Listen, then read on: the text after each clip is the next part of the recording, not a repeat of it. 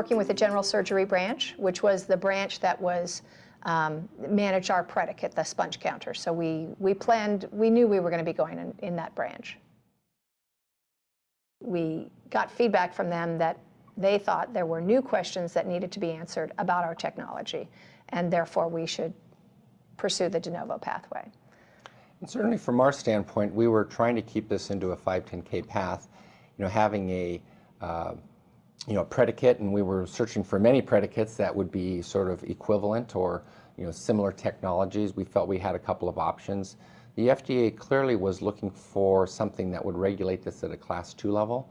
We knew they did not want these devices regulated at Class 1 where these could be essentially approved internally inside of a quality system inside of a company, and they would have no sort of oversight over that except sort of monitoring afterwards.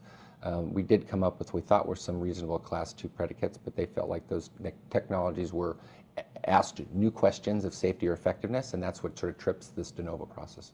The other thing is that they knew they were forging a pathway for everyone that comes after us with a mobile medical application, but also this algorithm type process and so on, and they wanted it to be set up properly with its own classification. What's tricky about the de novo process is there's no fee schedule around it, so there's no congressionally mandated timeline. So with the 510K, you have to pay every time you make a 510K notification, and the FDA is supposed to respond to you within 90 days. And they are graded on that. If they have to report how closely they hit that timeline for all the 510K notifications that come in. If they don't hit that timeline, then Congress may pull back on some of their funding, et cetera. With the de novo, the timeline is 120 days, but there's no real teeth in that timeline. Obviously, from a business standpoint, we've raised capital and we've told investors what we think the prediction is and how long it will take to get approvals.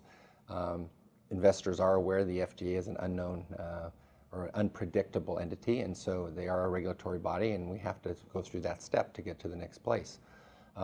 So what we weren't sure of is we were reading the guidance and we thought, well, maybe 120 days, okay, that sounds reasonable. Hopefully the agency can work to those timelines.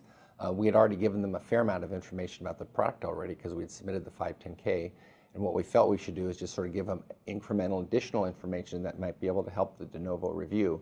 So we started that relatively immediately. Our expectation and hope was that it would be in sort of a 120-day timeline, but maybe extended, to maybe 5 or 6 months.